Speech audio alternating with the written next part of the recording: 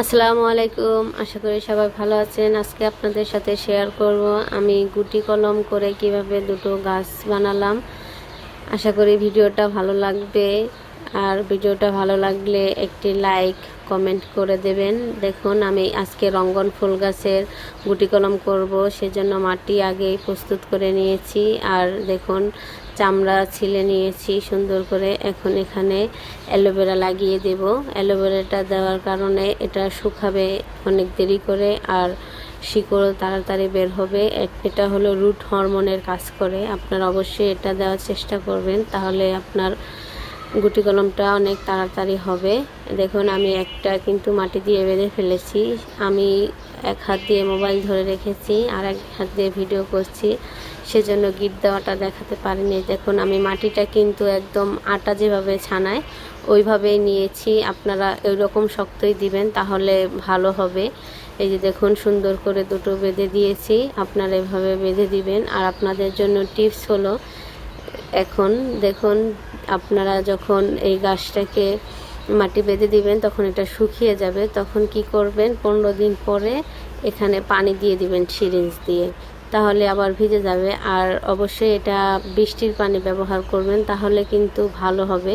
বৃষ্টির পানিতে শিকড় বের হতে সাহায্য করে। আমি বৃষ্টির পানি দিয়ে দিলাম।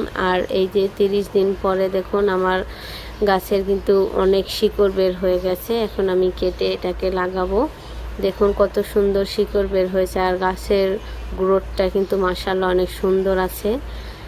এই দেখুন কত শিকড় হয়েছে। এটা কিন্তু আমি বৃষ্টির পানি দিয়েছি, সেজন্য তাড়াতাড়ি হয়েছে, না হলে আরও অনেক সময় লাগতো। এটাও কেটে নিলাম। দেখুন, একটা গাছ থেকে দুটো গাছ কিন্তু আমি অলরেডি বানিয়ে ফেলেছি। এখন এটাকে আমি লাগাবো দুইটা টবে।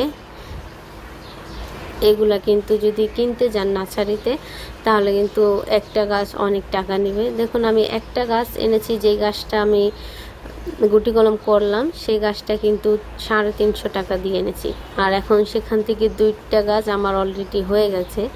এভাবে শিখে রাখলে কিন্তু ভালো হয়, যে একটা গাছ কিনে আপনারা বাড়িতে আরও গাছ বানাতে পারবেন। দেখেন, আমি সুন্দর করে লাগিয়ে একটু হালকা চেপে চেপে দিচ্ছি।